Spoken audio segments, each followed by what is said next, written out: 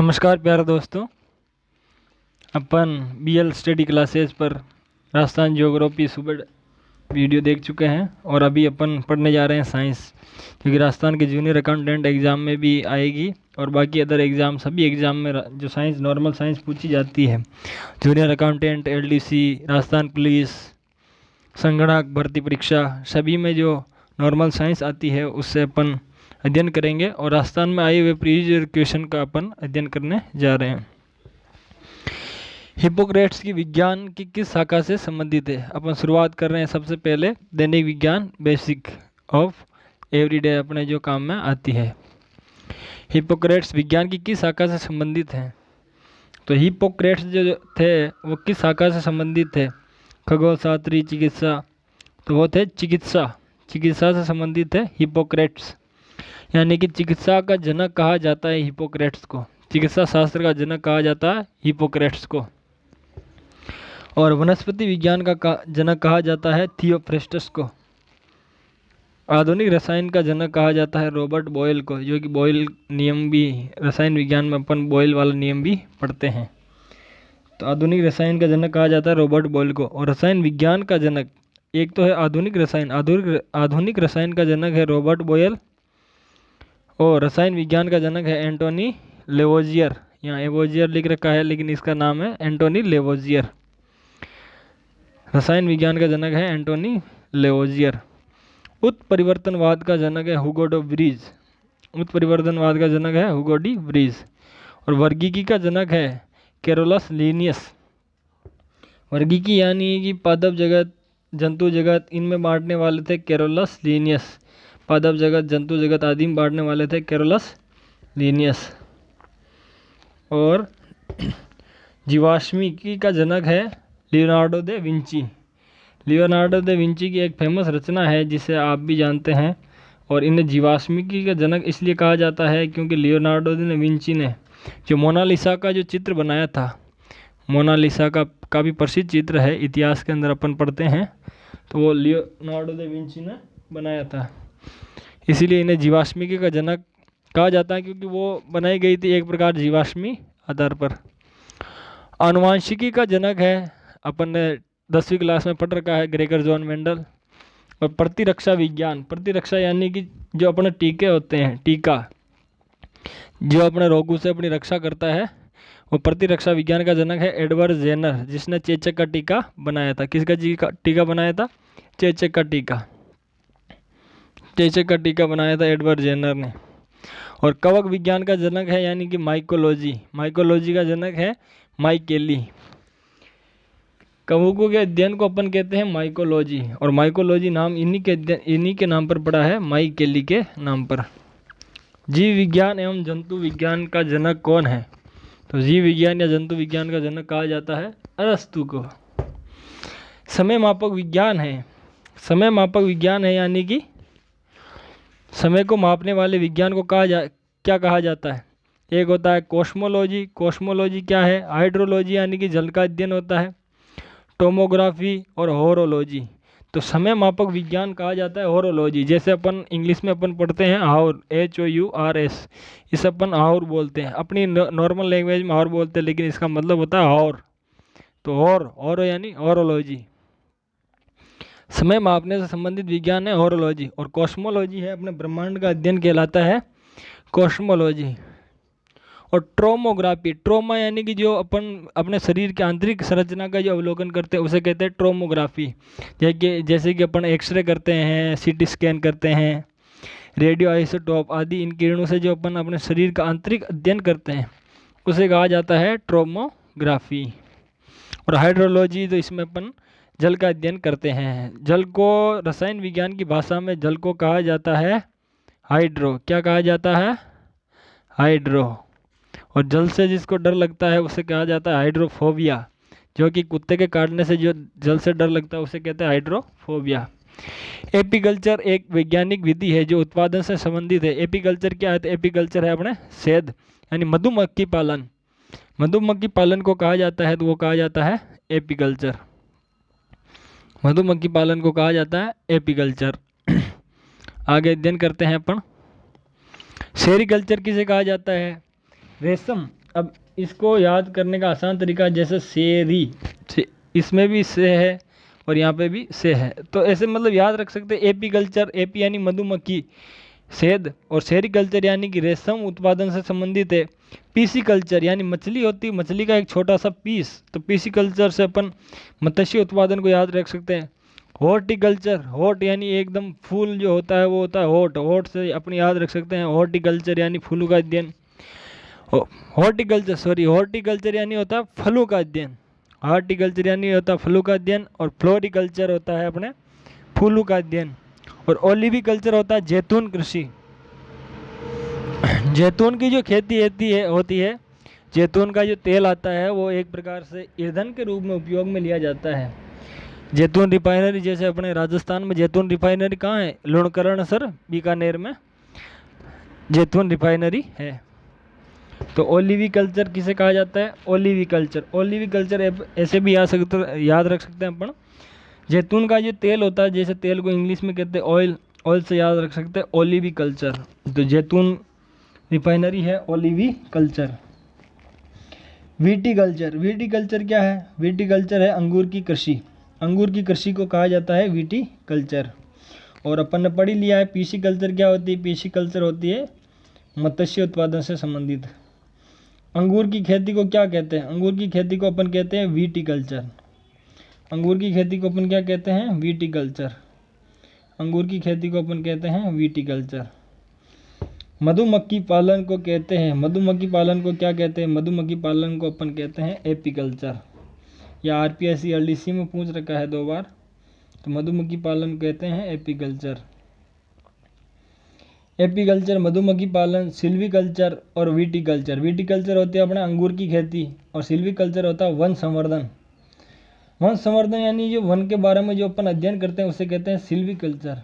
Silviculture, B का हो जाएगा 3, यानी कि A option is right. Apiculture मधुमक्खी पालन, सिल्वीकल्चर वन संवर्धन, और विटीकल्चर यानी अंगूर की खेती। आगे बात करते हैं अपन पेडोलॉजी। पेडोलॉजी में किसका अध्ययन करते हैं, तो पेडोलॉजी में अपन अध्ययन करते हैं मिट्टी का। मिट्टी का अध्ययन किस में करते हैं, पेडोलॉजी। किसी भी प्रकार की मिट्टियाँ, जैसे राजस्थान में पाई जाने वाली अलग अलग मिट्टियों का वैज्ञानिक वर्गीकरण करते हैं, तो उनमें अपन पढ़ते हैं। तो सबसे पहले पेडोलॉजी, पेडोलॉजी होती है मिट्टियों का अध्ययन, पेडोलॉजी कहलाता है। पोमोलॉजी अपन ने पढ़ लिया अभी, पोमोलॉजी कहलाता है फलों का अध्ययन। और पेरालॉजी, पेरालॉजी होता है स्पंजों का अध्ययन। जो स्पंज आते हैं, जो पानी के अंदर होते हैं स्पंज, जो पानी को अवशोषित करते हैं, उनका अध्ययन कहलाता है पेरालॉजी। क्या कहलाता है, पेरालॉजी। स्पंजों का अध्ययन कहलाता है पेरालॉजी। और पेलेनोलॉजी, पेलेनोलॉजी होता है परागकणों का अध्ययन। यानी एक जो फूल होता है, उस फूल के अंदर जो ऊपर परागकण पाए जाते हैं, परागकण जो पाए जाते हैं, उनका अध्ययन कहलाता है पोलेनोलॉजी। पोलेनोलॉजी, पोलेनोलॉजी, परागकणों का अध्ययन कहलाता है पोलेनोलॉजी। घर्षण एवं स्नेहक का अध्ययन क्या कहलाते हैं, जो अपन पढ़ते हैं घर्षण और स्नेहक, इनका अध्ययन कहलाता है ट्राइबोलॉजी। ट्राइबोलॉजी, घर्षण और स्नेह का अध्ययन क्या कहलाता है, ट्राइबोलॉजी। घर्षण एवं स्नेह का अध्ययन कहलाता है ट्राइबोलॉजी। क्रायोजेनिक्स, क्रायोजेनिक्स क्या है, क्रायोजेनिक्स है निम्न ताप पर वस्तुओं के गुणों तथा अन्य परिघटनाओं का अध्ययन। यानी कि क्रायो अपन याद रख सकते हैं ट्राइबोलॉजी। ट्राइबोलॉजी क्या है, ट्राइबोलॉजी होता है घर्षण एवं स्नेह का अध्ययन कहलाता है ट्राइबोलॉजी। और क्रायोजेनिक्स, क्रायोजेनिक्स होता है कम ताप पर वस्तुओं के गुणों का अध्ययन करना होता है क्रायोजेनिक्स।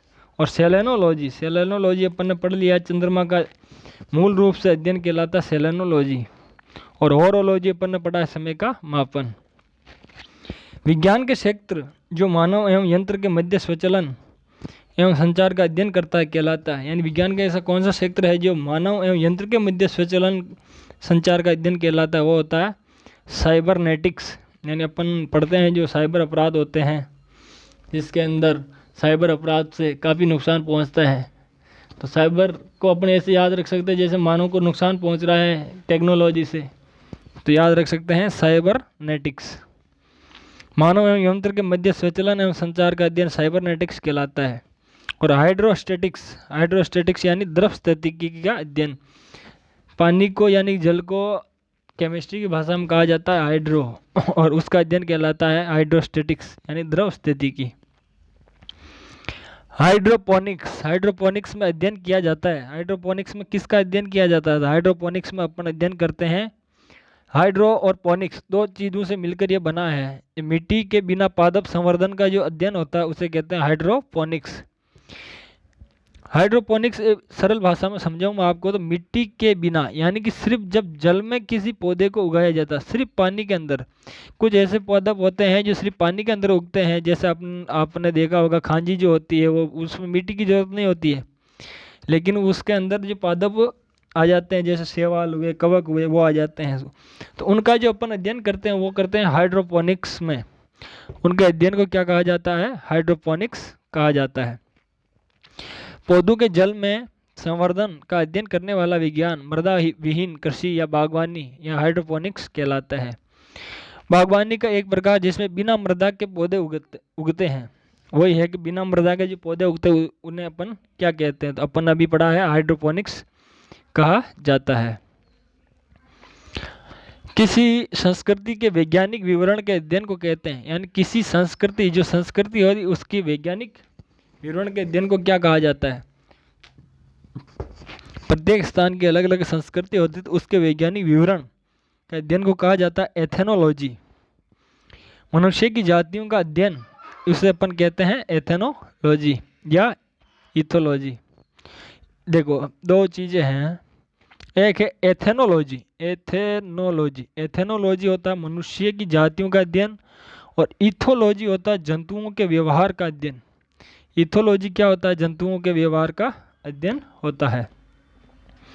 आगे बात करते हैं त्रिआयाम में लेजर किरण यानी कि जो बीम होती है लेजर किरण की सहायता से छायाचित्र बनाने की विधि का नाम क्या है? यानी 3D में जो अपन लेजर किरण की सहायता से जो चित्र बनाते हैं उसे कहते हैं होलोग्राफी। जो कि अपन आपने कापी की जो अभी आजकल जो बुक आती है मार्केट में, उन बुक के ऊपर लिखा हुआ देखा होगा, एक जो स्टिकर चिपका हुआ आता है वो चमकता रहता है, उसे कहते हैं अपन 3D होलोग्राफ। होलोग्राफी तकनीक में किसी वस्तु से निकलने वाले प्रकाश को रिकॉर्ड कर बाद में पुनर्निर्मित किया जाता है। होलोग्राफी देखने में त्रिआयामी छवि प्रतीत होती किंतु ये मूल रूप में द्विआयामी आकृति का ही होता है। भौतिकी किस शाखा में अति सूक्ष्म कणों की चाल का अध्ययन किया जाता है? तो अति सूक्ष्म कणों वो होते हैं क्वांटम मैकेनिक्स। क्वांटम मैकेनिक्स ये जो कि अल्बर्ट आइंस्टीन ने दिया था क्वांटम थ्योरी, उसके अंदर अपन अध्ययन करते हैं। अति सूक्ष्म कण जब भी आए तो उसे अपन क्वांटम मैकेनिक्स या क्वांटम थ्योरी के अंदर ही अध्ययन करते हैं। आगे बात कर लेते हैं, इसके अंदर अलग अलग कण जैसे proton, neutron, positron, photon, meson, neutron आदि आते हैं। एथनोबॉटनी वनस्पति विज्ञान की वह शाखा है जिसके अंतर्गत अध्ययन किया जाता है।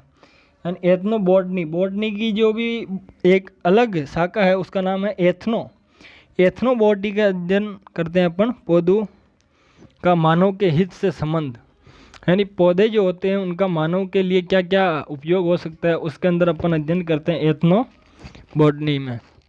एथनोबॉटनी यानी कि पौधों का मानव हित के लिए अध्ययन किया जाता है एथनोबॉटनी में। आगे बात करते हैं, अपन ने पढ़ ही लिया माइकोलॉजी यानी कवक का अध्ययन, और इनकी खोज भी माई केली ने की थी। और फाइकोलॉजी यानी होता है शैवालों का अध्ययन। हीमेटोलॉजी यानी रक्त का अध्ययन होता है। ऑस्टियोलॉजी और हेप्टोलॉजी एनाटॉमी।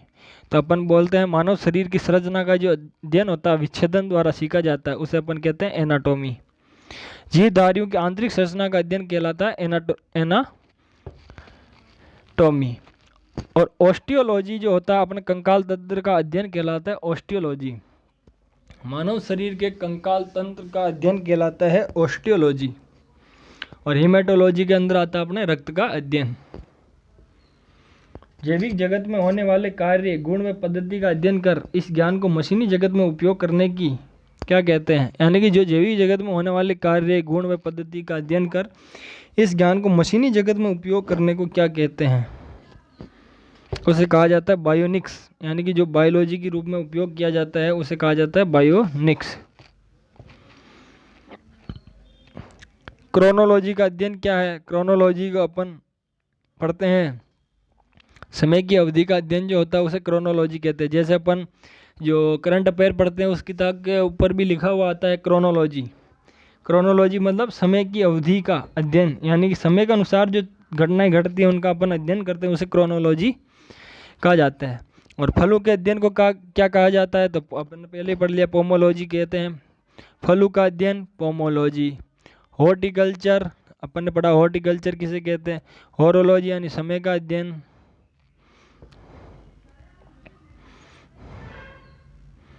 आगे बढ़ते हैं, ऑस्टियोलॉजी। ऑस्टियोलॉजी अपन ने अभी पढ़ा था, ऑस्टियोलॉजी किसे कहा जाता है? ऑस्टियोलॉजी के अंदर अपनी अस्थियों का अध्ययन, यानी कि जो शरीर का जो कंकाल तंत्र है उसका जो अपन अध्ययन करते हैं वो आता है ऑस्टियोलॉजी के अंदर, यानी अस्थियों का अध्ययन कहा जाता है ऑस्टियोलॉजी।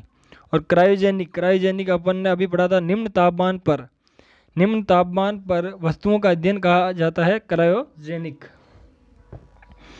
निम्न तापमान यानी 0 डिग्री से 150 डिग्री सेंटीग्रेड को क्रायोजेनिक तापमान कहते हैं। ये अपन को अच्छे से याद रखना है, जैसे कि 0 डिग्री सेंटीग्रेड से 150 डिग्री सेंटीग्रेड, इसे कहा जाता है क्रायोजेनिक तापमान। तथा अति निम्न तापमान पर प्रणोदकों जो ईंधन होते हैं का उपयोग करने वाले इंजन को क्रायोजेनिक इंजन कहते हैं। इसमें प्रणोदक के रूप में द्रव हाइड्रोजन तथा द्रव ऑक्सीजन का उपयोग किया जाता है। इसका प्रयोग सामान्यतः अधिक ऊंचाई तक प्रक्षेपित अंतरिक्ष यानों तथा प्रक्षेपण यानों में किया जाता है। ओडोंटोलॉजी का विज्ञान तो अपने धातु का अध्ययन कहा जाता है ओडोंटोलॉजी, दंत अध्ययन को कहा जाता है ओडोंटोलॉजी। टॉक्सिकोलॉजी यानी कि अपने जो जहर आता है, जहर का अध्ययन कहा जाता है टॉक्सिकोलॉजी। अपन कहते भी हैं टॉक्सिक यानी जहर का अध्ययन कहा जाता है टॉक्सिकोलॉजी। आगे बात करते हैं, पक्षियों के अध्ययन को क्या कहा जाता है? तो पक्षियों के अध्ययन को कहा जाता है ऑर्निथोलॉजी। ऑर्निथोलॉजी कहा जाता है, पक्षियों के अध्ययन को क्या कहा जाता है? ऑर्निथोलॉजी। और लिम्नोलॉजी कहा जाता है तालाबों, पोखरों, झीलों आदि के जो जीवों का जो अध्ययन होता है, जैसे किसी तालाब में, पोखर में, इनमें जो जीव होते हैं उसके अध्ययन को कहा जाता है लिम्नोलॉजी। और हर्पिटोलॉजी यानी उभयचर, जो सांप वाप आती होते हैं ये उभयचर होते हैं, जैसे मगरमच्छ हो गया, इन उभयचरों एवं सरीसृपों का अध्ययन कहा जाता है हर्पिटोलॉजी। अब ऐसे याद रख सकते हैं, जैसे वो हर्पिटोलॉजी ऐसे घिस घिस के चलता है तो उसे याद रख सकते हैं हर्पिटोलॉजी। और मेलाकोलॉजी कहा जाता है मोलस्का अध्ययन, यानी मोलस्का जगत का अध्ययन कहा जाता है मेलाकोलॉजी। मनुष्य में परजीवी घर्षण पैदा करने वाले कर्मियों के अध्ययन को क्या कहते हैं? यानी मनुष्य में परजीवी घर्षण पैदा करने वाले कर्मियों के अध्ययन को क्या कहते हैं? तो उन्हें कहा जाता है हेलमिनेथोलॉजी। यानी जो कर्मी अध्ययन है उसे क्या कहा जाता है? सामान्य भाषा में यह है कि कर्मी जो अपन अध्ययन करते हैं, कर्मी का अध्ययन क्या कहा जाता है? उसे कहते हैं अपन हेलमिनोथोलॉजी। हर्पिटोलॉजी अपन ने अभी अध्ययन किया, उभयचरों के अध्ययन को कहा जाता है हर्पिटोलॉजी। इक्थियोलॉजी कहा जाता है मछलियों और मछली पालन का अध्ययन कहा जाता है इक्थियोलॉजी। बाकी अपन ने इसके अंदर पढ़ा था कि पीसी कल्चर भी मत्स्य पालन को ही कहा जाता है, पीसी कल्चर या फिर इक्थियोलॉजी। और मेलालॉजी मोलस्का का अध्ययन कहा जाता है। कीट विज्ञान अध्ययन है, कीट विज्ञान किसका अध्ययन है? कीटों का है। कीट विज्ञान को अपन एंटोमोलॉजी कहते हैं, क्योंकि जैसे अपन जो चींटी होती है, चींटी को अपन इंग्लिश में कहते हैं एंट, क्या बोलते हैं? एंट। तो चींटी ऐसे याद रख सकते हैं, चींटी एक छोटा जीव है, और छोटा जीव यानी सूक्ष्म जीव है, तो सूक्ष्म जीव यानी कीट, जो कीट होते हैं उन कीटों का अध्ययन कहा जाता है एंटोमोलॉजी। विज्ञान के किस क्षेत्र में आप व्हाइट ड्वार्फ के बारे में सीखेंगे? व्हाइट ड्वार्फ यानी कि जो सफ़ेद सफ़ेद जो होते हैं अपने तक, उनको कहा जाता है सफ़ेद बोना। व्हाइट ड्वार्फ वो होते हैं खगोल शास्त्र के अध्ययन। खगोल शास्त्र में सफ़ेद बोना, व्हाइट ड्वार्फ, एक छोटे तारे को बोला जाता है जो अपकृष्ट इलेक्ट्रॉनिक पदार्थ यानी कि जो इलेक्ट्रॉन डिजर्नेट मैटर द्वारा बना होता है। ओडोमीटर का संबंध होता है, ओडोमीटर जो भी अपने गाड़ियों के अंदर जो स्पीडोमीटर और ओडोमीटर दोनों होते हैं। स्पीडोमीटर गति मापने के लिए और ओडोमीटर दूरी के लिए उपयोग होता है। हवा की चाल नापी जाती है एनीमोमीटर से। हवा की चाल किससे मापी जाती है? एनीमोमीटर से। अब अलग अलग जो मापक है उनके सामने जो दिया गई सूची से अपने को मिलान करना है। जैसे कि एमीटर किस काम में आता है, एरोमीटर किस काम में आता है, एनीमोमीटर जो अब अभी अपन ने पढ़ा था कि भाई पवन वेग का मापन होता है एनीमोमीटर से, यानी कि ए का हो जाएगा अपने 4, ए का हो जाएगा 4 नहीं सॉरी सी का हो जाएगा 4। एनीमोमीटर होता है पवन वेग का मापन, सी में हो जाएगा 4, यानी आंसर नंबर अपना 3 और 2 दोनों में से एक होगा।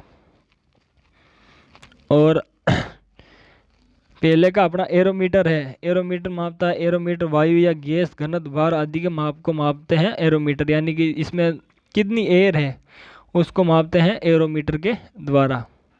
Option number 3 is right. अति सूक्ष्म वस्तुओं के आवर्धन के लिए किस यंत्र का उपयोग किया जाता है? तो माइक्रोस्कोप का अध्ययन करते हैं, छोटी छोटी वस्तुओं को देखने के लिए माइक्रोस्कोप का अध्ययन करते हैं। निम्न में से कौन सी राशि रिक्टर पैमाने पर मापी जाती है? जो भूकंप की जो तीव्रता होती है, सिस्मोग्राफ के द्वारा अपन भूकंप की तीव्रता मापते हैं, लेकिन भूकंप की जो तीव्रता मापते हैं वो किस आधार पर मापी जाती है? रिक्टर पैमाने पर मापी जाती है। अध्ययन करते हैं अपन इसका। सिस्मोग्राफ भूकंप की तीव्रता रिक्टर स्केल पर भूकंप मापी सिस्मोग्राफी से मापते हैं। रिक्टर या रिचर स्केल क्या है, इसके बारे में अध्ययन करते हैं। भूकंप की तीव्रता को मापने का मात्रक 1935 में अमेरिकन भूगर्भवेत्ता चार्ल्स फ्रांसिस रिचर द्वारा इसका आविष्कार किया गया। यह गणितीय मापक है जिसकी तीव्रता 0 से 9 तक होती है और प्रत्येक बिंदु दूसरे बिंदु की तीव्रता का 10 गुना अधिक तीव्रता रखता है। भूकंप के दौरान 3 प्रकार की भूकंपीय तरंगें उत्पन्न होती है, यह अपने को याद रखना है। जैसे कि प्राथमिक अथवा लंबात्मक तरंगे पी तरंगे कहलाती है, अनुदैर्घ्य तरंगे हैं। ये काफ़ी इम्पोर्टेंट टॉपिक है, एक प्रकार से ये देख लीजिए कि जो प्राथमिक अथवा लंबात्मक तरंगे होती है वो कहती हैं, उसे कहते हैं पी तरंगे। ये होती है अनुदैर्घ्य तरंगे। प्राथमिक या लंबात्मक तरंगे होती है अनुदैर्घ्य तरंगे, जो कि भूकंपीय लहरों में सर्वाधिक तीव्र गति इसी की होती है। दूसरी होती है अनुप्रस्थ तरंगे। अनुप्रस्थ तरंगों को अपन एस के द्वारा डिनोट करते हैं, जो सिर्फ ठोस माध्यम में ही चल सकती है। और धरातलीय तरंगे जो एल तरंगे कहलाती है, यह तरंगे पृथ्वी के ऊपरी भाग को ही प्रभावित करती है। सबसे देर से पहुंचने वाली ये तरंगे सर्वाधिक विनाशकारी होती है, नहीं सर्वाधिक विनाशकारी होती है धरातलीय तरंगे। अपने हिंदी में आ जाएं तो भी प्राथमिक या लंबात्मक तरंगे, अनुप्रस्थ तरंगे या गौण तरंगे और धरातलीय तरंगे। भूकंप की तीव्रता मापने वाला यंत्र होता है सिस्मोग्राफ। शरीर का आंतरिक अंगों का परीक्षण किस उपकरण द्वारा किया जाता है? वो होता है एंडोस्कोप। किस उपकरण द्वारा किया जाता है उसे कहते हैं एंडोस्कोप। इस प्रकार याद रख सकते हैं, जैसे एक अंडा होता है तो अंडे का जो आंतरिक स्ट्रक्चर होता है उसका अध्ययन करना कहलाता है एंडोस्कोप। तो अंडे का आंतरिक संरचना का अध्ययन या मानव के आंतरिक संरचना का अध्ययन कहलाता है एंडोस्कोप। आगे अध्ययन करते हैं ईसीजी यानी इलेक्ट्रोकार्डियोग्राफी, यानी इलेक्ट्रोकार्डियोग्राफी, कार्डियो कहा जाता है हृदय को, इलेक्ट्रोकार्डियोग्राफी ईसीजी का रोग पता लगाने हेतु प्रयुक्त की जाती है, तो हृदय के रोग का पता लगाने के लिए प्रयुक्त की जाती है। हृदय और फेफड़ों की आवाज़ सुनने के लिए डॉक्टर किस यंत्र का उपयोग करते हैं? तो वो होता है स्टेथोस्कोप। जब अपन हॉस्पिटल जाते हैं जो डॉक्टर के गले में होता है वो अपने हार्ट पे लगाता है, उसे कहा जाता है स्टेथोस्कोप।